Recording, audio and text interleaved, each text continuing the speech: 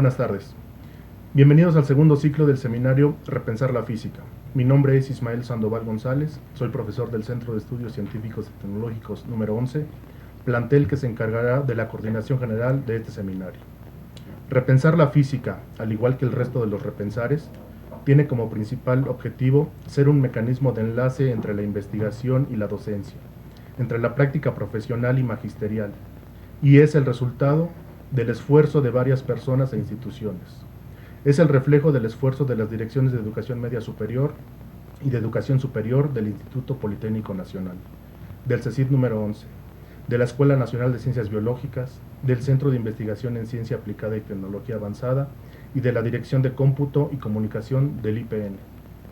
Tengo el honor de presentar, en representación de la maestra en Ciencias, Blanca Laura Romero Meléndez, directora de la Dirección de Educación Media Superior del Instituto Politécnico Nacional, a la maestra en Ciencias, Juana María Rivero Sánchez, y también a la maestra en Ciencias, María Antonieta Ríos Márquez, directora del CECIT 11, para que inauguren oficialmente este segundo ciclo de eventos. Por favor, maestra Juana María. Buenas tardes. Sean ustedes bienvenidos a esta sesión inaugural del segundo ciclo del seminario Repensar la Física. Importante programa de formación que permitirá el diálogo entre investigadores y docentes, ya que como uno de sus principales objetivos es vincular el conocimiento y la actividad de los investigadores con la labor cotidiana de los profesores en el aula. Con esta acción se toca uno de los pilares en la formación del bachillerato en el Instituto Politécnico Nacional, la física, que ha sido reconocida como fortaleza de nuestros egresados. Es por ello que, con el compromiso de mantener este liderazgo, este seminario ofrece la posibilidad de propiciar la vinculación entre los niveles medio superior, superior y posgrado, en procesos de construcción del conocimiento, lo cual favorecerá en formas nuevas de enseñanza a favor del aprendizaje de nuestros estudiantes. Los seminarios Repensar en las distintas áreas son el fruto del esfuerzo de nuestros docentes talentosos y entregados que se involucran y comprometen sin otro motivo que el amor a su profesión y a sus instituciones. Para todos ellos, nuestro reconocimiento, con la confianza de que este espacio de encuentro con el conocimiento será provechoso para todos los participantes, y agradeciendo la presencia de nuestro conferencista el día de hoy, el doctor Ricardo García Salcedo, declaro formalmente inaugurado el seminario Repensar la Física, segundo ciclo. Muchas gracias y bienvenidos. Muchas gracias, maestra Juana María. Si es tan amable ahora, maestra María Antonieta. Yo quiero aprovechar este foro para agradecer infinitamente a todas nuestras autoridades que nos han permitido llegar a este punto, especialmente a la maestra en Ciencias, Blanca Laura Romero Meléndez, nuestra directora de Educación Media Superior de nuestro Instituto Politécnico Nacional, y a la maestra en Ciencias, Juana María Rivero Sánchez, que es la jefa de Innovación Académica de nuestra Dirección de Educación Media Superior. Gracias a todos los que han hecho posible que lleguemos a esto, pero especialmente a todos los profesores que de manera muy profesional y colaborativa han librado todos los retos que ha implicado llegar a este foro, que si bien ha tenido problemas, es un gran foro que nos va a brindar muchas áreas de oportunidad que esperamos todos nosotros podamos aprovechar. Nuestro Centro de Estudios Científicos y Tecnológicos número 11, Wilfrido Macié, se siente muy orgulloso de poder colaborar con la organización de este foro. Y reitero, muchísimas gracias a todos los que han hecho posibles que el día de hoy podamos reiniciar este foro. Muchas gracias, maestra. Muy bien, vamos a comenzar pues con la sesión número 1 de este segundo ciclo. En este momento quiero comentar que vamos a presentar al profesor que nos hará favor, que tengo el honor de acompañar como dialogante en esta sesión. Ese es el profesor Arturo Cantún, del CECIT número 11.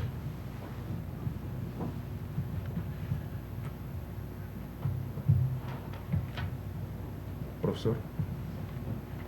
Bueno, Entonces, por favor, reitero, tengo el gusto de presentar al maestro, al profesor Arturo Quet Cantún, que tengo el honor de acompañar como dialogante en esta sesión número 1 del segundo ciclo Repensar la Física. Profesor. Gracias, Ismael. Soy profesor de la Academia de Física del CECID 11 y es un gusto para mí participar en esta primera sesión con el tema Origen y Evolución del Universo, para lo cual tenemos como ponente invitado al doctor Ricardo García Salcedo. Bienvenido, Ricardo. Muchas gracias. Muchas gracias por la invitación y espero que esta plática sea de mucha utilidad para todos ustedes. El doctor Ricardo García Salcedo es profesor e investigador en el Centro de Investigación en Ciencias Aplicadas y Tecnología Avanzada, CICATA, Unidad Legaria del Instituto Politécnico Nacional. Su trayectoria académica ha sido sólida a pesar de su juventud. Presentó su tesis de licenciatura en ecuaciones de campo gravitacional por principios variacionales. En el año de 1996, 4 años después, presenta su tesis de maestría, Universos primigenios con fluidos electromagnéticos no lineales. Y en el año 2003 presenta su tesis de doctorado, Modelo cosmológico con campos electromagnéticos no lineal. Cuenta con una larga experiencia en el área docente en la Universidad Autónoma del Estado de México, tanto en bachillerato como en licenciatura e ingeniería. Realizó una estancia postdoctoral en el Centro de Investigación y Estudios Avanzados del Instituto Politécnico Nacional en enseñanza de las ciencias. Es coautor del libro de texto para el bachillerato universitario y un libro de mecánica clásica en la Universidad del Estado de México. El doctor García Salcedo ha realizado en solitario y en conjunto con otros investigadores más de una docena de artículos de investigación y divulgación. Asimismo, ha impartido más de 50 conferencias en todos los niveles educativos y fungió como organizador de la Olimpiada Estatal de Física en el Estado de México, de la que también ha sido jurado. Entre sus logros cuenta con las becas COFA y EDI. Desde el 2005 es miembro del Sistema Nacional de Investigadores, donde actualmente cuenta con el nivel 2. Las áreas de investigación que el doctor Ricardo lleva son aplicación de los sistemas dinámicos para estudiar diferentes modelos cosmológicos, al igual que la implementación de diversas estrategias para la enseñanza de la física y actualmente diseña y utilización de recursos digitales en la enseñanza de la física. En este sentido, el tema que nos presenta el día de hoy está totalmente relacionado con la cosmología. Muchas gracias. En este momento aprovecho para recordar a los participantes del seminario publicar su intervención en el espacio que se ha abierto en WordPress para dicho fin. Ahí mismo hallarán el foro respectivo y en ese mismo espacio hallarán el video de la presente sesión. Entonces, vamos a comenzar formalmente. Damos la bienvenida a las sedes conectadas en videoconferencia, CECID 6, el centro de San Luis Potosí, así como a las personas conectadas en forma personal. Comencemos entonces. Doctor Ricardo, la palabra cosmología, en su documento de introducción, nos remite de inmediato a la idea de cosmos. Estrictamente, doctor, ¿qué es la cosmología y cuál es su área de estudio? Bueno, pues la cosmología es de las áreas más interesantes y más atractivas que tiene la física, particularmente porque estudia el cosmos, como tú dices, las estrellas, objetos interestelares, pero no como objetos individuales. Para eso está la astronomía. En realidad la cosmología lo que estudia es todo el conjunto, como un todo, es decir, el hecho de dónde viene, de dónde surge, la evolución que ha llevado hasta ahora y hacia dónde es el futuro del universo como un todo. Gracias. Muchas gracias. Es decir, que contrario a lo que uno podría imaginar, la cosmología no es una ciencia tan moderna, sino que desde cientos e incluso miles de años se puso en marcha. ¿No es así? Así es, desde que el hombre tiene uso de la capacidad de observar el cielo, es decir, desde muy temprana historia, se generaron diversas teorías para poder entender qué es lo que estaba sucediendo allá arriba, fuera del plano de los seres humanos, de los habitantes de la Tierra. Y en este caso, hubieron muchos modelos cosmológicos, particularmente cada cultura que ha habido en la Tierra ha tenido su propio modelo cosmológico. Sin embargo, uno de los principales, o el primero que se considera como modelo cosmológico, es el planteado por Aristóteles, en el que él tiene la visión de que la Tierra es el centro del universo, y a partir de ahí construye diferentes esferas, la primera la de la Luna, posteriormente la del Sol, y los planetas conocidos hasta ese momento, que eran Marte, Júpiter y Saturno, y finalmente la última esfera, que era la parte donde estaban asentadas todas las estrellas. Posteriormente, después de este modelo, eso fue por ahí de los 350 antes de Cristo, más o menos 2000 años después, cuando se habían sintetizado muchas de las ideas científicas hasta ese momento, llega el modelo de Copérnico. Copérnico lo que plantea es la idea de que no era la Tierra la que estaba en el centro del universo, sino el Sol, y alrededor de este Sol giraban los planetas conocidos hasta ese momento. ¿Sí? Por favor. Muchas gracias. Es decir, ha recorrido un largo camino. Sin embargo, la ciencia moderna, no solo la física, ha colaborado al respecto, ¿verdad? Por ejemplo, la gravitación como la estudiaba Newton difiere mucho de como la estudió en su momento Einstein. Sí, Newton vino a sintetizar muchas de las ideas que ya se tenían acerca de la física, particularmente de Galileo, acerca del movimiento de los objetos, y lo que hizo Newton, aparte de sintetizar las leyes de la famosa dinámica con sus 3 leyes de movimiento, también vino a explicar algunos movimientos que había deducido Kepler en base a las observaciones que había hecho Tycho Brahe. Y entonces la forma en que lo hizo Newton fue proponiendo que los objetos de la Tierra eran atraídos hacia la misma a través de una fuerza descrita como la fuerza de gravitación de Newton, que todos conocemos que va como el producto de las masas por el inverso del cuadrado de la distancia. Esta fuerza era como un tirón, como si jalaran al objeto, es decir, cuando cae una manzana, pues la manzana siente un tirón hacia la Tierra, y esa sería la fuerza de gravedad. Cuenta la leyenda que en algún momento Newton estaba sentado debajo de un árbol de manzana, vio caer la manzana, pero a lo lejos vio la luna y se preguntó que por qué la luna no caía. Claro que él, con todas las herramientas físicas que tenía, todo su entendimiento de la física en ese momento, pues dedujo claramente que la luna en realidad sí caía. El hecho de que la luna esté girando alrededor de la Tierra implica que está siendo atraída a la Tierra.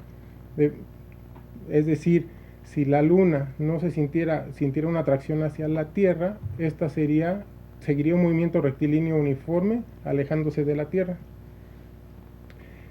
Posteriormente, lo que hizo Einstein fue tratar de dar una teoría un poco más general de la fuerza de gravedad.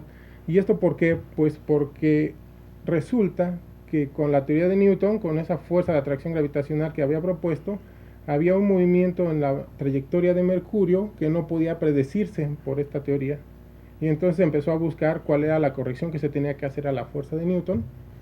Y Einstein, en lugar de buscar un factor corrector para poder entender ese movimiento, lo que hizo fue proponer que la gravedad no era otra cosa sino una deformación del espacio-tiempo. Es como si tuviéramos el colchón de nuestra cama y pusiéramos un objeto muy pesado, entonces se deforma el colchón, y colocáramos una canica a un lado de esa pelota muy pesada, y la canica rodaría hacia la piedra más pesada, y ese sería el efecto de la gravedad de un objeto más pesado o con más masa de un objeto con menos masa. ¿Por qué les hablo de esta teoría de Einstein?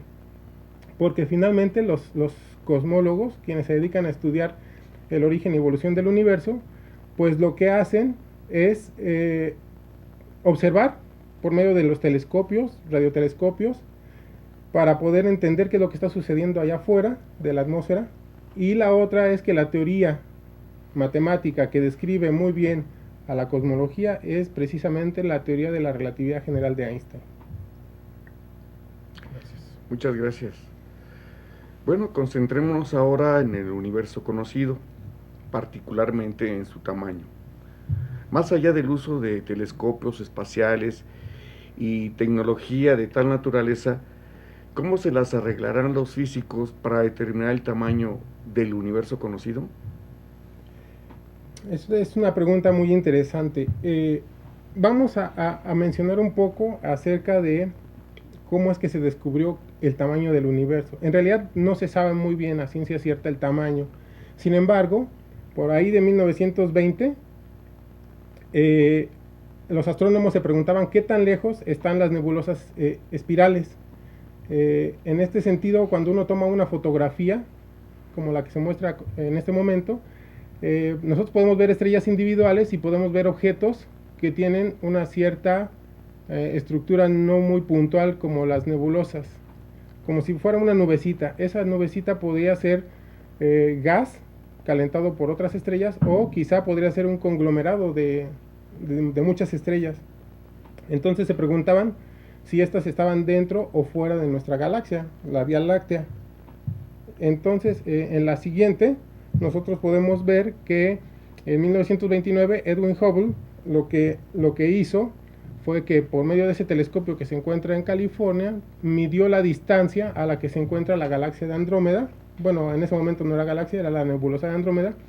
Midió y resulta que la distancia que mide es mayor que el tamaño de nuestra galaxia, por lo tanto determinó que era una galaxia y no una nebulosa. En la siguiente nosotros podemos ver que el trabajo de Hubble fue con 24 galaxias a las cuales les midió su distancia, a la distancia a la que se encuentran de nosotros, y una vez que determina la distancia, pues él intentó demostrar o calcular también, más bien observar, la velocidad con la que éstas se podían estar acercando o alejando de nosotros. Esto se hace por medio de el famoso efecto Doppler, es lo que él utilizó. Y en la siguiente podemos ver los resultados que obtuvo. Si podemos ver la gráfica que está del lado derecho, vemos que cada punto representa la velocidad con la que el objeto se está alejando de nosotros, y la distancia en el eje Y, la distancia a la que se encuentra de nosotros. Entonces él graficó las 24 galaxias. Esta no es la figura original de Hubble, pero bueno, representa muy bien lo que queremos decir. Y vemos que todas se ajustan más o menos a una línea recta. Este hecho nos indica a nosotros que el universo se encuentra en expansión. ¿Sí? Ok, muchas gracias. Y eso es respecto al tamaño. Para la edad de nuestro universo, ¿cómo se las ingenian? Quiero decir, para hacer estimaciones sobre la edad de nuestro universo. Bueno, pues una vez que Hubble grafica estas galaxias, estas características de las galaxias, podemos ver en la diapositiva siguiente que esta es representada desde el punto de vista matemático por la ecuación de una línea recta, como se ve ahí claramente. La velocidad es igual a una constante, que sería en este caso la pendiente de la recta, por su distancia.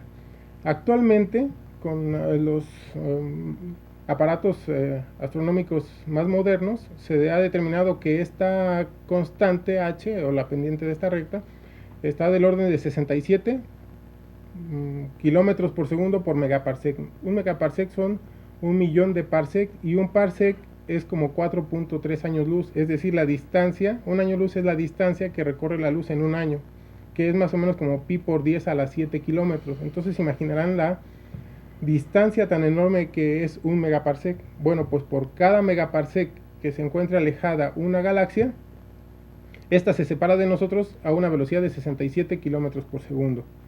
Como podemos ver en la imagen de al lado, si nosotros estuviéramos colocados en el punto B, lo que nosotros vemos es que todas las galaxias cada punto representa una galaxia, todas las galaxias se estarían alejando de nosotros. Las más cercanas tienen un vector más pequeño, las más lejanas un vector más grande que indicaría la velocidad con la que se estarían separando de nosotros. Si por el contrario nos posicionáramos en el punto A, veríamos un fenómeno similar. Claro, ahí tendríamos que tener un poco de imaginación, pero se puede hacer un experimento muy sencillo que es pintar los puntos en un globo y comenzar a inflar el globo y ver que si ustedes ponen atención en un punto específico, todos los demás se están separando de ese. Y si después vuelven a inflar el globo y se ponen atención en otro punto, sucede el mismo fenómeno. Entonces, en la siguiente podemos ver cómo se estima la velocidad del universo, suponiendo que el universo, desde que surgió, se está expandiendo con la misma velocidad. Entonces es un cálculo muy sencillo, como podrán darse cuenta. Si es un movimiento a velocidad constante, pues tomamos la famosa ley del movimiento rectilíneo uniforme, donde la distancia es igual a la velocidad por tiempo, y tenemos la ley de Hubble, que es velocidad igual a la constante de Hubble por la distancia. Si nosotros sustituimos la distancia de una en la otra expresión, obtenemos que el tiempo va como el inverso de la constante de Hubble, y como tenemos su valor, entonces podemos determinar el tiempo que ha transcurrido desde que se originó el universo hasta nuestros días. Hubble, con los datos que él obtuvo de sus observaciones, determinó que el universo debía de tener una edad de 2.000 millones de años.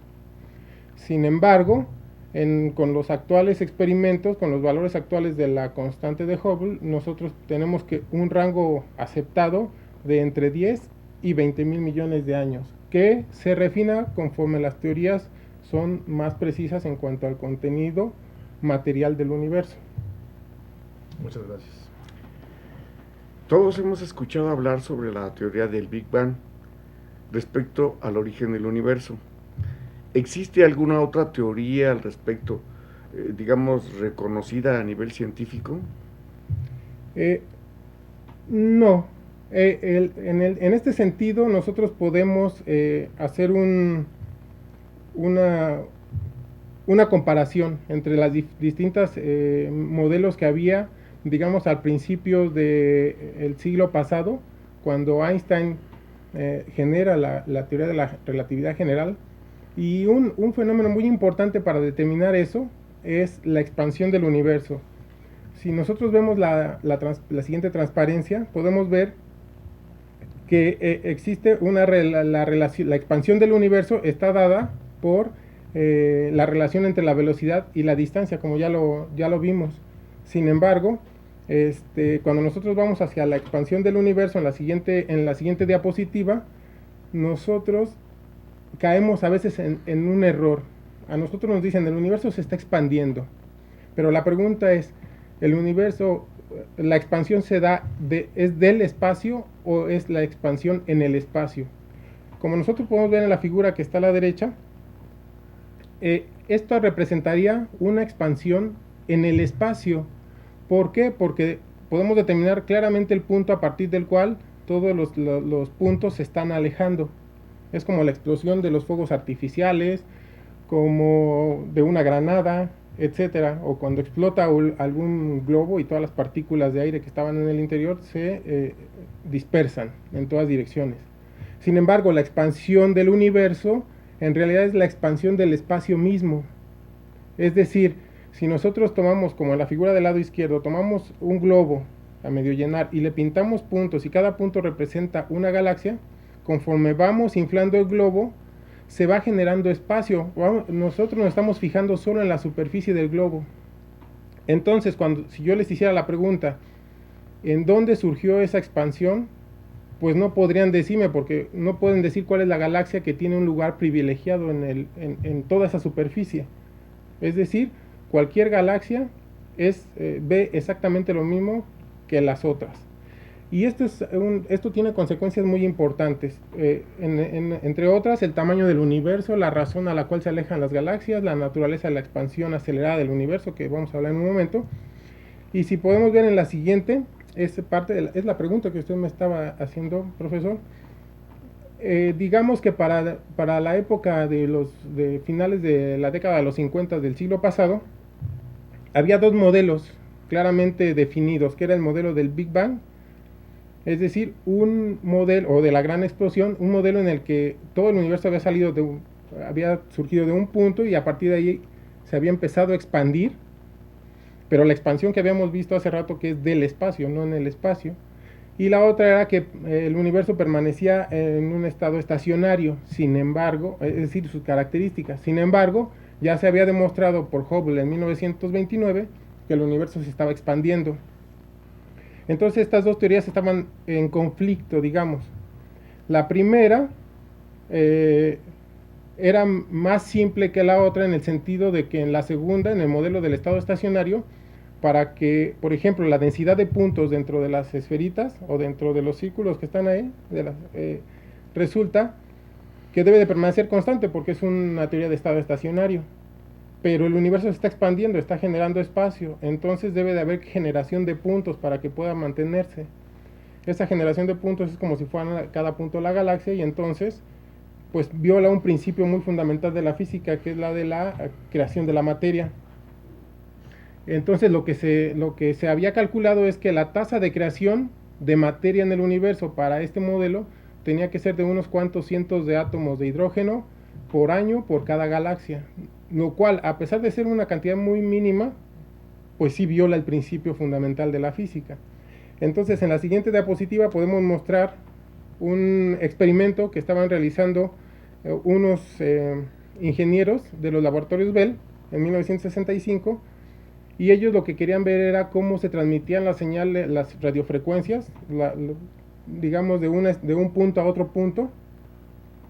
Es decir, lo que actualmente sería una señal de un teléfono celular.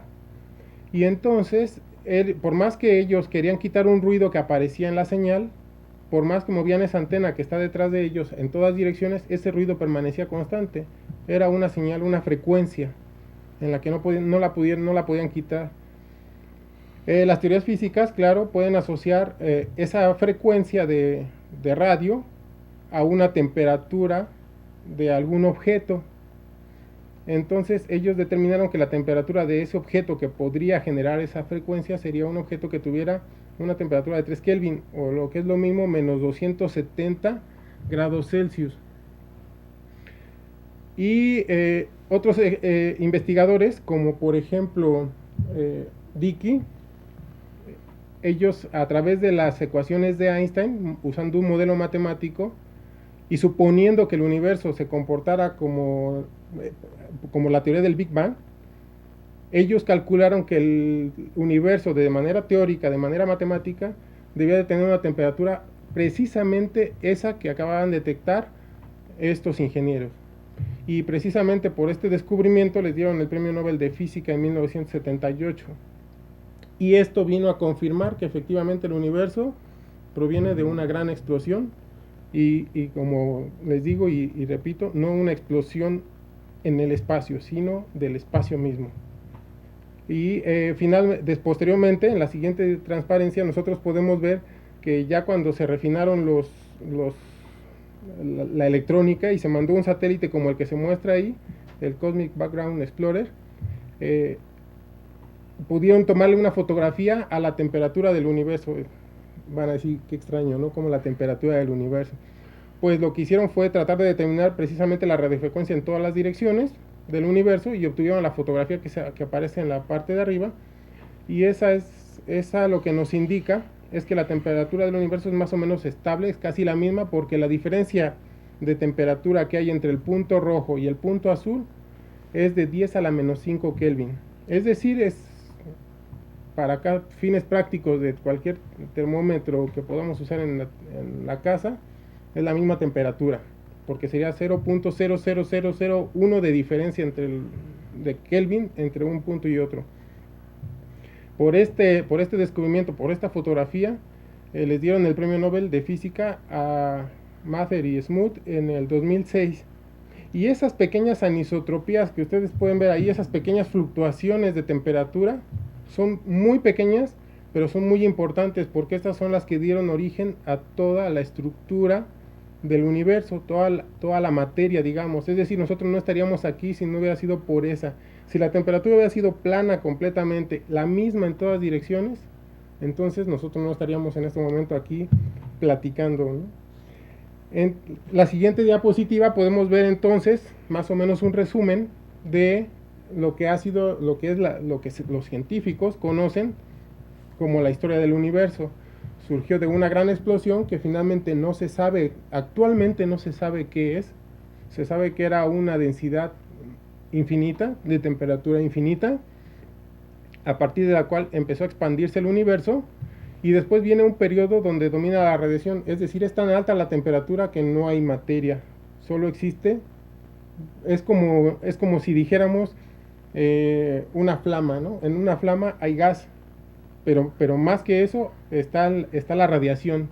Entonces hay un periodo de radiación hasta los 300.000 años de edad del universo, a partir de la cual las velocidades de las partículas bajan, como la temperatura está asociada a la velocidad de las partículas o de la radiación, entonces baja, empiezan a hacerse más lentas y entonces empiezan a chocar entre ellas las partículas de la radiación y empiezan a generar las primeras partículas elementales, los electrones y los quarks y todo, y a partir de ahí empieza una etapa de dominio de la materia. Muchas gracias. Regresando al Big Bang y a la expansión del universo, nos dijiste en una plática previa que hay vestigios, hay pruebas de que esta expansión se está alentando. ¿Es cierto esto? Más que alentando, al contrario, se está acelerando en este sentido. ¿Cómo es que se pudo determinar que se estuviera acelerando el universo? En la siguiente diapositiva podemos ver los posibles modelos de expansión del universo. Digamos que el modelo del cono, que está en la tercera figura, la tercera imagen, de izquierda a derecha, es como si tuviéramos el universo que se estuviera expandiendo a velocidad constante. Por ahí de finales de la década de los 90, Perlmutter, Smith y Reis, cada uno con sus propios equipos de investigadores, hicieron experimentos para hacer todavía mucho más claro el experimento que hizo Hubble en la década de los 30. Entonces lo que ellos quisieron fue averiguar si había una manera de ser más precisos en la gráfica que obtuvo Hubble, y el resultado que obtuvieron demostró que el universo se está expandiendo como ya lo había hecho Hubble, pero en este caso de manera acelerada, como si fuera la cuarta figura de izquierda a derecha. Es decir, el universo está expandiendo de manera acelerada, no hay nada que lo esté deteniendo, y por eso les dieron el premio Nobel de Física a estos tres líderes de equipos en el 2011. Ellos descubrieron, como se ve en la siguiente diapositiva, que al principio para galaxias que están muy cercanas a nosotros, donde se ve que la distancia es pequeña, pues sí se sigue satisfaciendo la ley de Hubble, es decir, sigue la línea recta, ¿no? Sin embargo, para objetos que están cada vez más lejos de nosotros, y como todo el mundo sabe, mientras más lejos observamos en el cielo, en el universo, estamos viendo más los objetos en el pasado, se ve que ya no sigue la línea recta, entonces se curva un poco. Esta ligera curva que tiene, habría que entrar en detalles en decir algunas cuestiones aquí de la propia gráfica, pero lo que nos indica es que el universo está, al calcular nosotros la distancia a la que se encontraría un objeto que tuviera una velocidad, si siguiera la ley de Hubble, en realidad la distancia a la que se encontraría de nosotros sería más lejos que lo que hubiera predicho la ley de Hubble. Por lo tanto, el punto aquí era que el universo se estaba expandiendo, pero de manera acelerada. Y bueno, aquí está la imagen, es la siguiente diapositiva, podemos ver la imagen de los líderes de equipo. Gracias. ¿Y la materia y energía oscura, qué papel juegan en estas áreas de estudio? Bueno, el universo se está expandiendo, como ya lo demostró se demostró desde finales de los 90 por los experimentos que acabo de mencionar. El universo se está expandiendo de manera acelerada. Si nosotros tuviéramos que el universo se está expandiendo y las galaxias mismas atraídas mediante la atracción gravitacional de Newton o de Einstein, si hubiera una concentración muy alta de galaxias, entonces esa expansión por la propia atracción gravitacional se vería frenada. Es decir, eventualmente se frenaría y colapsaría. O finalmente seguirían expandiendo de manera constante, ¿no? Sin embargo, se observa que el universo está expandiendo de manera acelerada. Y en la siguiente imagen podemos ver la cantidad. Es decir, si se está expandiendo de manera acelerada, entonces nada está deteniendo a esa expansión. Al contrario, la está fomentando. Pero ¿qué es eso que le está fomentando? No se sabe. Y actualmente los científicos están en busca del responsable o de la responsable, no sabemos qué es, de esta expansión acelerada. Y a esto se le llama energía oscura. Y de acuerdo a otros experimentos, esta energía oscura debería de ser el 73% de todo lo que hay en el universo. Como podemos ver en la imagen, solamente conocemos el 4% del contenido material del universo, que es todo lo que conocemos: la Tierra, las estrellas, la radiación que viene de esas estrellas, etc. El 73% es esa energía oscura que es la responsable de la expansión acelerada, y un 23% que es otro tipo de materia, del cual en este momento no hablaré para no extendernos demasiado, pero que podemos responder preguntas por medio del foro. Esta materia oscura que menciona ahí, que son el 23%, no es otra cosa más que la responsable de que las galaxias, como individualmente, se muevan de una manera muy extraña respecto de cómo los científicos están pensando que se deberían de mover de acuerdo a las leyes de Kepler. Entonces hay algo ahí que no se ve y que está haciendo que el movimiento de esas galaxias individuales no sea el adecuado. En la siguiente diapositiva podemos ver, como nos vamos a concentrar en la parte de energía oscura, pues los científicos están intentando encontrar qué es. Uno es revivir lo que se llama la constante cosmológica que introdujo Einstein en sus propias ecuaciones. Cuando él dedujo la teoría de la relatividad general, él obtuvo el primer modelo cosmológico, y lo que obtuvo fue un universo que se estaba expandiendo. Pero en la época de Einstein, en 1915, resulta que todo estaba estático, no se había descubierto. Hubble llegó por ahí del 1929, entonces todo el mundo daba por sentado que era estático el universo. Entonces lo que él hizo fue meter una constante a sus ecuaciones de campo, de tal manera que frenara esa expansión y entonces el universo se mantuviera estático. Él, en algún momento de su vida, en algún documento, él dice que es el error más grande que pudo haber cometido al deducir sus ecuaciones. Sin embargo, no fue del todo cierto, porque actualmente es el modelo más que es el más exacto para poder predecir el comportamiento de la expansión acelerada. Sin embargo, tiene otros problemas a nivel cuántico. Es decir, cuando yo quiero calcular cuál es la cantidad de constante cosmológica que debería de haber en este momento, pues de acuerdo a la mecánica cuántica, que es otra rama muy interesante de la física, resulta que las cantidades son totalmente muy lejanas respecto de la que se necesitaría para ser la responsable de la expansión acelerada. Entonces, si nosotros asumimos que la relatividad general es correcta, pues o metemos constante cosmológica o metemos unas cosas que se llaman campos escalares, que no son otra cosa más que campos que podrían incluso definir cierto tipo de partículas, o podemos meter partículas más extrañas, o podemos hacer lo que nosotros queramos como materia en el universo, pero que incluso puedan tener energías negativas, lo cual está muy extraño, ¿no? Pero también se han hecho estudios en el que se supone que la relatividad general es incorrecta y que salen de manera natural esta expansión acelerada. Existen las famosas modificaciones a la relatividad general en cuanto a la teoría como tal, y existen las famosas teorías de dimensiones extras. Y cuando nosotros podamos determinar quién es el responsable de esta expansión acelerada, como podemos ver en la siguiente diapositiva, pues nosotros vamos a poder, pues digamos de alguna manera, intuir cuál es el destino del universo.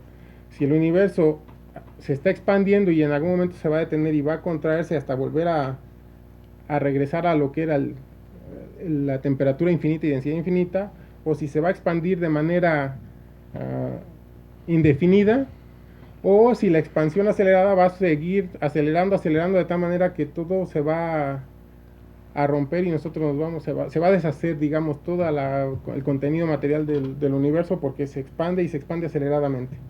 Esas son las formas en las que uno podría más o menos ver cómo podría ser el destino del universo, pero para eso hace falta mucho trabajo.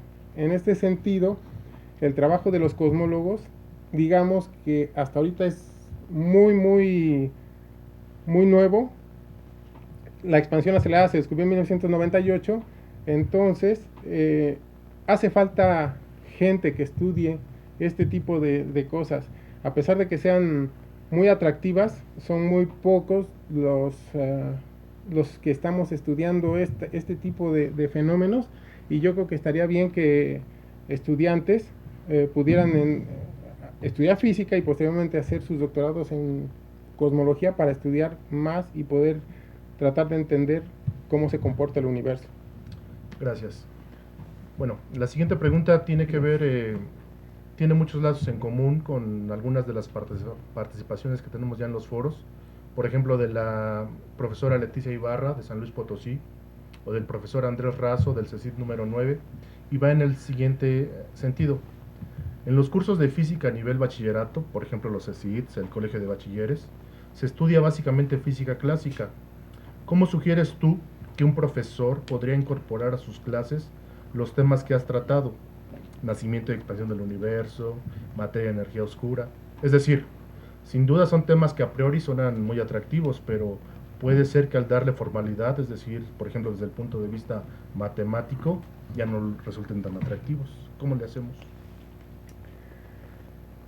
Bueno, eso es parte de lo que, además de estudiar como la cosmología como tal, con las herramientas matemáticas de los sistemas dinámicos, también me he puesto a pensar en ese sentido. Como concluí con la pregunta pasada, como necesitamos gente que siga estudiando este tipo de cuestiones, pues es importante que los muchachos de bachillerato puedan conocerlo. En este sentido, nosotros podemos ver, yo intenté hacer un resumen de las áreas de la física que tienen los programas de los cursos de física en el bachillerato del Politécnico. Y por ejemplo, lo que podemos observar claramente, como se ve en la diapositiva, es que tenemos física 1, física 2, 3 y 4. Y tenemos todas las áreas que se están manejando ahí, desde unidades, vectores, equilibrio estático y cinemática, dinámica, hidrostática, termodinámica. Todas estas áreas, electrostática en física 3, electrodinámica física 3, energía en física 3. Y vemos que la física moderna va hasta el curso de física 4, en donde uno podría pensar que naturalmente entrarían estos temas. Sin embargo, no es así. Yo he intentado hacer un esquema, si pudiéramos ver la diapositiva, en el que, digamos, parte de la plática que yo les he dado en este momento, o con las preguntas estas que me han estado haciendo, Si nosotros podemos ver, no se ve muy claro porque la pinté en el pizarrón para unos estudiantes el semestre pasado, pero podemos ver que todo el recorrido que yo he hecho con las diapositivas que he presentado hasta este momento, todos estos temas los podemos meter o incluir dentro de los cursos de la física del bachillerato, del Politécnico.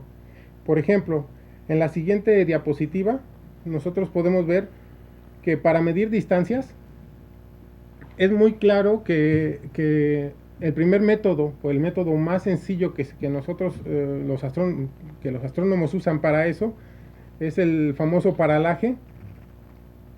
Este fenómeno es como cuando nosotros, por ejemplo, si nosotros tomamos una foto de un objeto, de una estrella, en diciembre, que es la imagen de la izquierda, tomamos una foto en diciembre de un objeto, este objeto se ve con unas estrellas de fondo, pero si volvemos a tomarle una foto en junio, cuando la Tierra está en el otro lado de la órbita, resulta que las estrellas de fondo se movieron. Es el mismo efecto que si estiramos la mano, si nosotros estiramos nuestra mano y levantamos el pulgar y cerramos un ojo para ver el pulgar y cerramos el otro ojo para verlo, y vamos a ver que el fondo cambia. Este efecto se llama efecto de paralaje, y con este nosotros podemos determinar distancias. Como se ve claramente, genera un triángulo, conocemos ciertas distancias, conocemos los ángulos y podemos determinar la distancia a la que se encuentran. Esto es un ejercicio que podría incluirse en un curso de física, en física 1, por ejemplo, ¿no? También se puede hacer mediante la ley del inverso del cuadrado, como la imagen que se ve en la parte inferior derecha, en la que nosotros sabemos que si encendemos un foco, la luz se va atenuando conforme nos vamos alejando, como el inverso del cuadrado de la distancia. Este fenómeno se presenta tanto en la fuerza de gravedad de Newton, que ya lo vimos hace rato, con la expresión que les platicaba, como en la intensidad de campo eléctrico o la fuerza electrostática, que también decrece como el inverso del cuadrado. Entonces, en la siguiente diapositiva también podemos ver que todas estas observaciones que hacen los astrónomos, que le ayudan a los cosmólogos para poder entender cómo se comporta el universo, pues tiene que ver con la luz que proviene de las estrellas, porque no hay otra información que nos llegue de aquellos objetos. Entonces, en el programa de Física 3, o Física 4, tenemos la parte de la luz y la descomposición que tienen los colores, y también podemos incluir cierto tema que nos lleve a nosotros a analizar ciertos fenómenos que nos van llevando hacia la comprensión del universo. En la siguiente diapositiva podemos ver que ya una vez que nosotros tenemos la luz de las estrellas, por medio de lo que se llama el efecto Doppler no es otra, en el sonido, por ejemplo, no es otra cosa más que cuando escuchamos que una ambulancia se acerca a nosotros, se escucha una cierta frecuencia, escuchamos un cierto sonido.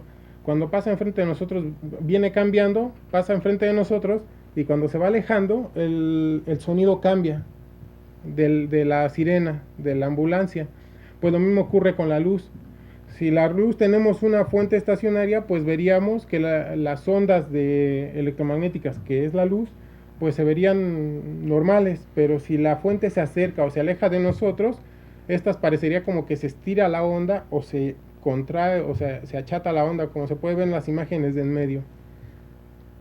Entonces, como vemos, hay muchos temas para poder entender por qué se expande aceleradamente el universo, que podían ir incluidos dentro de los cursos normales de física. Sin embargo, al tener un propio espacio para física moderna en Física 4, aunque a veces por comentarios de los mismos profesores sé que a veces no da tiempo de llegar a la física moderna, pues ya tendríamos muchas bases si se revisaran todos estos conceptos como los que se muestran en la imagen en los cursos propios de cada área, y entonces nada más sería como de ir sintetizando o ir recordando de alguna manera todos ellos para poder comprender por qué se expande aceleradamente el universo. Claro, también se podría entender el porqué de la materia oscura. Todo eso se puede, sin embargo, estamos trabajando, y esa es una de mis áreas de investigación en este momento.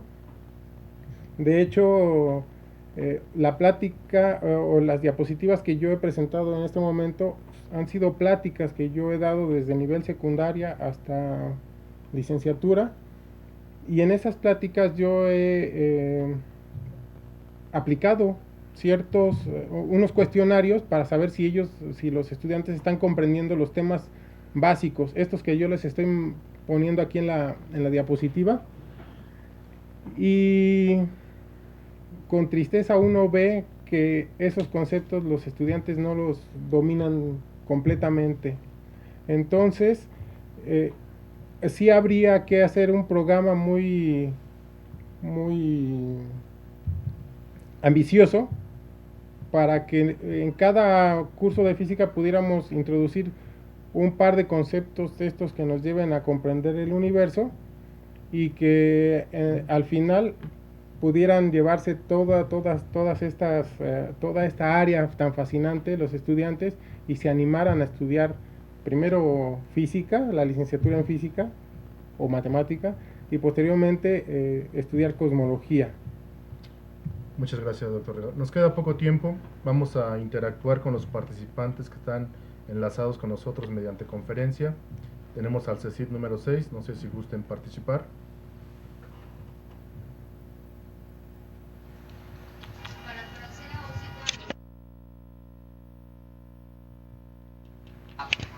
Buenas tardes, habla Prudencio Jiménez del CECIT 6.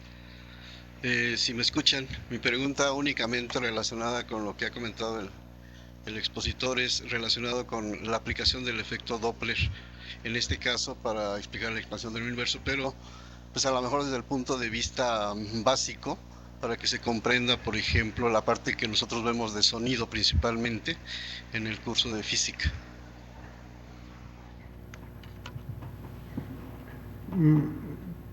Pero ¿en qué sentido el efecto Doppler? Es decir, ¿cómo intentar hacer que el estudiante comprenda el efecto Doppler? Es muy simple, ¿no? O sea, uno pone una fuente de sonido que se mueva alejándose o acercándose a nosotros, como cualquier carro que pasa con el motor, con el escape abierto, y lo podemos escuchar a frecuencias diferentes. La otra, y yo he visto unas analogías por ahí en algunos artículos en las que en una pared se coloca un resorte y se coloca un carrito y otro resorte acá, entonces está atado. Si nosotros nos fijamos en una de las dos paredes, tenemos dos resortes atados a un carrito. Tenemos el carrito, lo alejamos de este punto, digamos, lo alejamos de esta pared, pues las ondas del resorte se hacen más largas, ¿no? Cuando lo alejamos. Pero al mismo tiempo se están acercando o se están estrechando las ondas del otro extremo. Entonces ese sería más o menos el fenómeno que se estaría presentando en el efecto Doppler. No sé si eso es lo que me preguntó. Eso sería más visual de alguna forma. Gracias. Bueno, hemos comentado algunas preguntas del foro. No sé si profesor Arturo quiera comentar alguna otra. Bueno, me gustaría también comentar sobre las personas que ya han enviado preguntas, como Andrés Razo Ledesma, Leticia Ibarra, Víctor Hugo Luna Acevedo, Abraham Salinas, de diferentes sedes. Y ahorita en un momentito ampliaríamos un poquito sobre el contenido de sus preguntas. Básicamente son en el tenor que ya había comentado sobre cómo incorporar los temas tan interesantes ya de los que nos ha platicado el doctor Ricardo a nuestras aulas. Más o menos ha contestado. Comprometemos aquí al doctor a que contestar las preguntas al foro. Claro. Sí, eso es algo que sí quería comentar, que espero a partir de que salga de esta plática que estamos teniendo, comenzar a responder las preguntas que ustedes están dejando en el foro, pero también quisiera invitarlos, o que me invitaran, a que si tienen dudas sobre ya formas específicas o conceptos específicos, o quisieran que les hablara ya concretamente, como la pregunta que hicieron ahorita de CECIT 6, sobre estos temas, ya sea para platicarle a los profesores, ya sea para platicarle a los estudiantes, con mucho gusto yo podría estar apoyándolos. Y en realidad lo que yo quisiera es que en algún momento estos temas tan interesantes no quedaran tan pensando muy lejanamente de la realidad de los estudiantes. De hecho, deben de ser más cercanos.